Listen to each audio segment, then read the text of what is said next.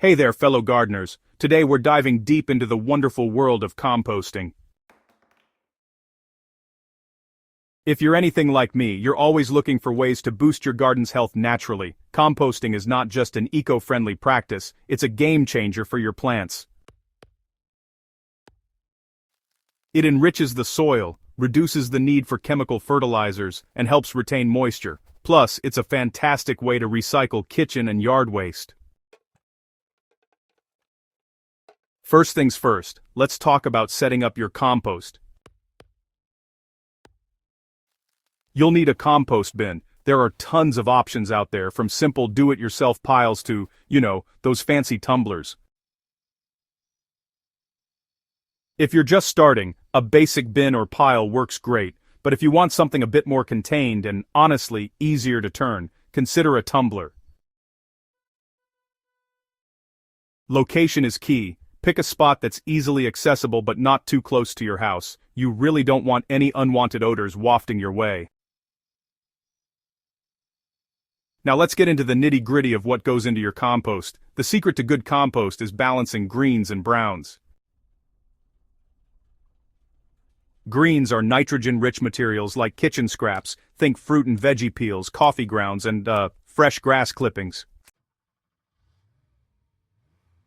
Browns are carbon-rich items such as dried leaves, shredded paper, and, cardboard.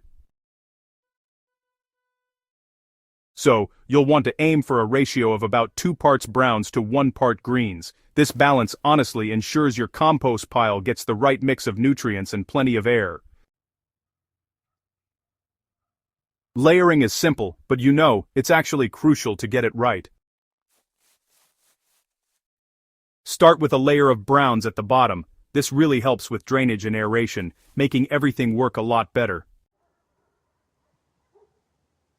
Then, you'll want to add a layer of greens. Just keep alternating those layers as you toss in more materials. Turning your compost is kind of like giving it a good workout. It aerates the pile, which, really helps the microbes break down the materials a whole lot faster. Ideally, you'll want to turn it every week or two, and if you're using a tumbler, just give it a spin every few days. Moisture is another key factor. Your compost pile should be damp, like a wrung-out sponge.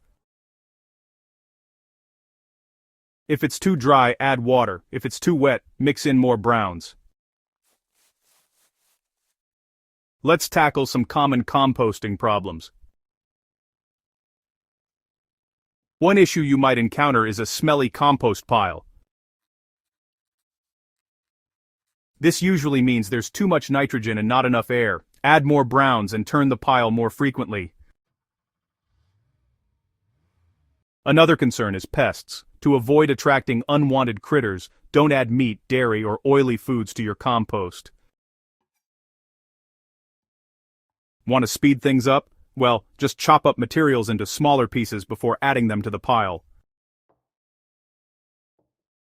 You can also use a compost activator, which contains beneficial microbes to, kickstart the decomposition process. So, how do you know when your compost is ready? It should look dark, crumbly, and smell earthy. You shouldn't be able to recognize the original materials.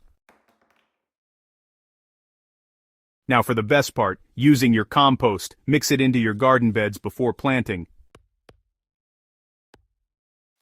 Mix it into your garden beds before planting.